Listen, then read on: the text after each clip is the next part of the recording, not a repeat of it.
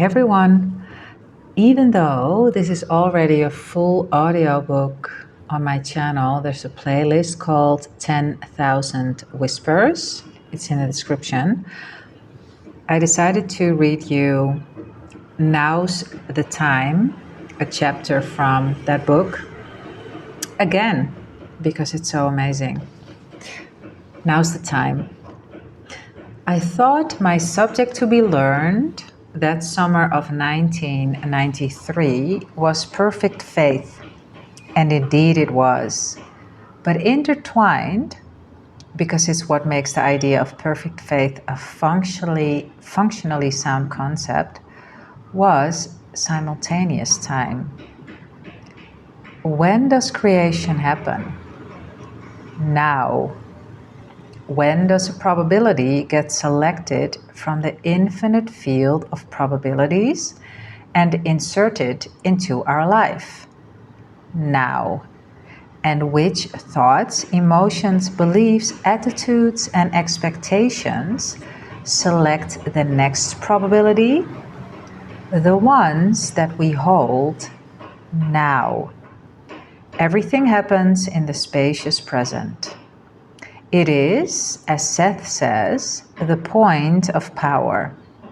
The present, as you think of it, and in practical working terms, is the point at which you select your physical experience from all those events that could be materialized.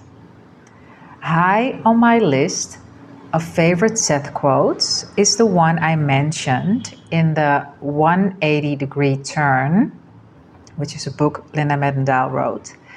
And I'm going to repeat it here because of its breakthrough significance. Oh, actually, no, it's not a book. It is a part of this book. Okay, so I'm going again. High on my list of favorite Seth quotes is the one I mentioned in the 180-degree turn. And I'm going to repeat it here because of its breakthrough significance.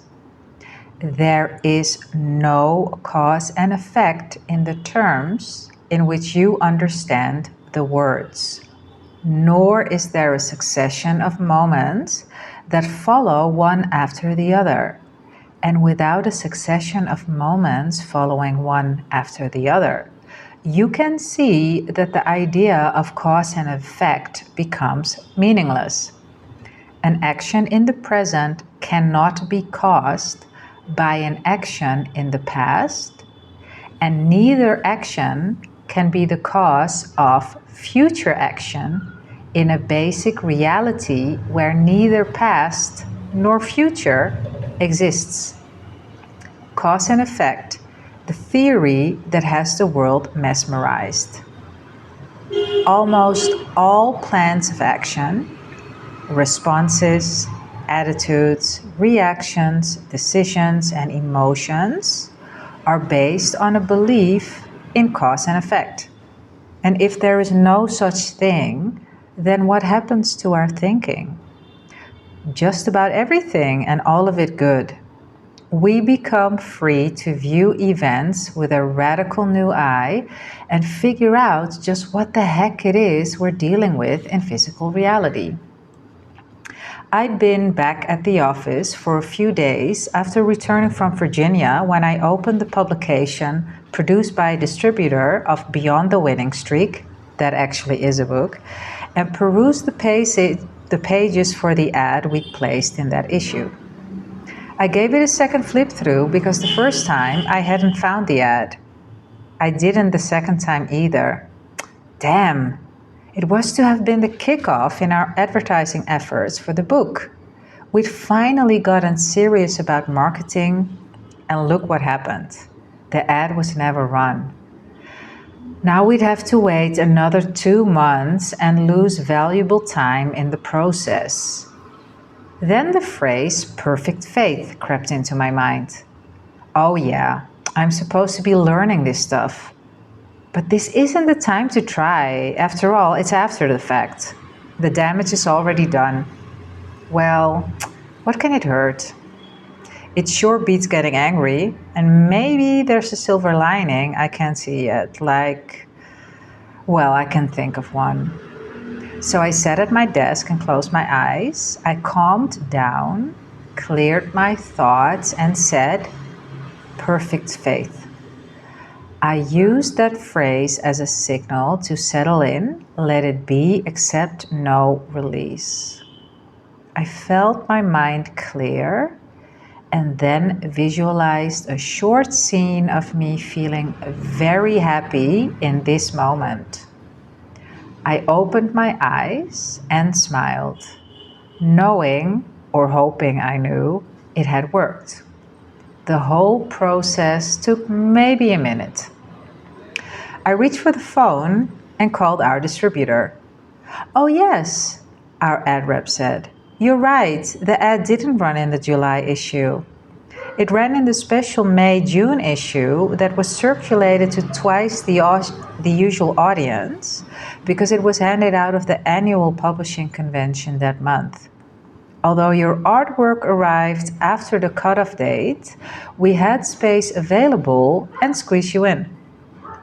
Okay, committee, what happened? So the committee, a sidestep, the committee is their higher selves, the higher selves of her and her partner Stan, and they call them the committee. Like Seth was Jane Roberts' higher self, and like Bashar is Daryl Anka's higher self or future self. So is the committee the future or higher selves of Lynda, Madden, Dahl, and her husband Stan, her late husband Stan. Okay, committee, what happened? When was that ad placed in the May-June publication? According to them, it was the moment I decided to challenge the outcome of what looked like a dead end. Operating from the present, I opened up probabilities in the past and allowed a different ending to the story to occur in the present. So let me read that again to you. Okay, committee, what happened? When was that ad placed in the May-June publication?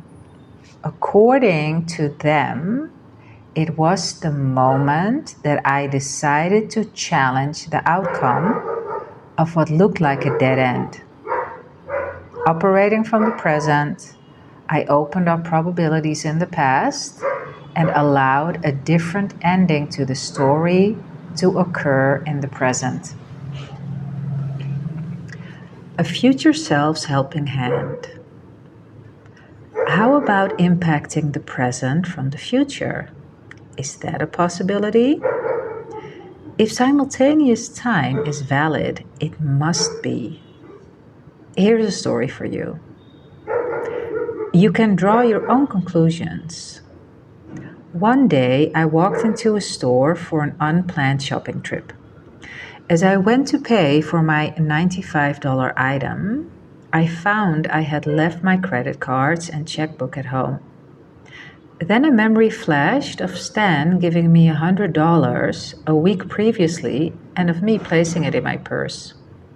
I dug it out and paid for my purchase. I started wondering about that money since it's not common for Stan to hand me such a sum unless there's a reason. Mostly, I wondered if I'd created the memory and the money in my moment of need. In talking to the committee that night, they said, no, that wasn't the case. It seems my future self had reached back in time to the previous week and, knowing I would need the money, prompted Stan to offer it to me. He complied and I stuffed it away. The future self who helped me out was the me in the store desiring the $95 item. Oh my God, that's so cool. I do remember this story, but somehow it hits me different this time. Okay, last part before I call it the end of the video. Little old matter generators. And then there was the question about a forgotten blue coat I suddenly remembered was tucked away in a storage container. I was headed to the East Coast in February and needed a dressy, ultra warm coat. A couple of years previously, we'd moved from house to house and in the process had stored little used items in a warehouse. Again, I flashed on a memory, and this time of the blue coat. So I drove to the storage area and dug it out.